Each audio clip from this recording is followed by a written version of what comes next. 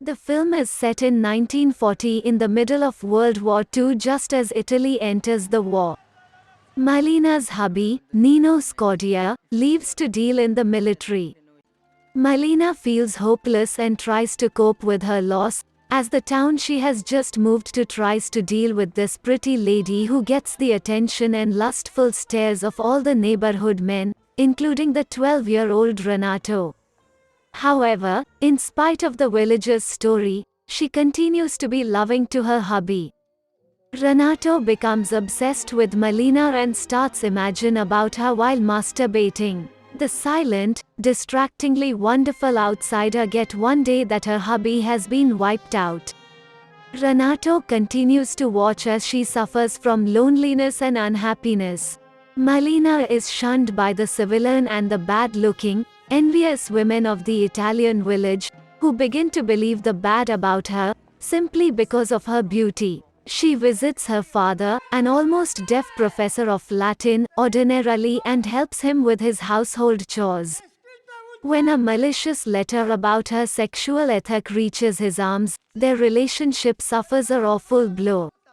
In the define at the moment, the war increase. The village is bombed and Malina's dad is killed. She falls on hard times and finally has no money. The wife of the local dentist takes her to tribunal, but Malina is discharged. The only man Malina does have an innocent romance with, an army man, is sent away because of the trial. Malina's poverty finally compelled her to succumb to the greed and dirt of the town, and she becomes a prostitute, making the wives' fantasies about her a truth. When the German army men comes to town, Malina gives herself to Germans as well.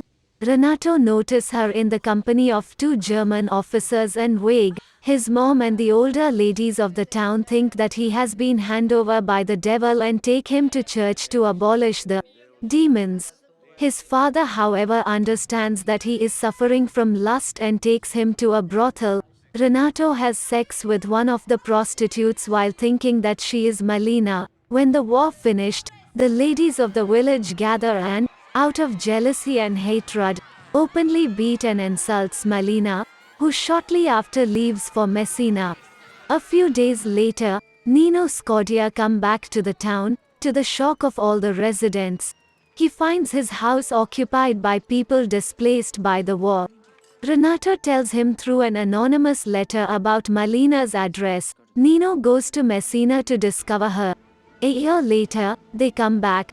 The villagers, especially the ladies, surprised at her courage, begin to talk to Signora Scodia with respect.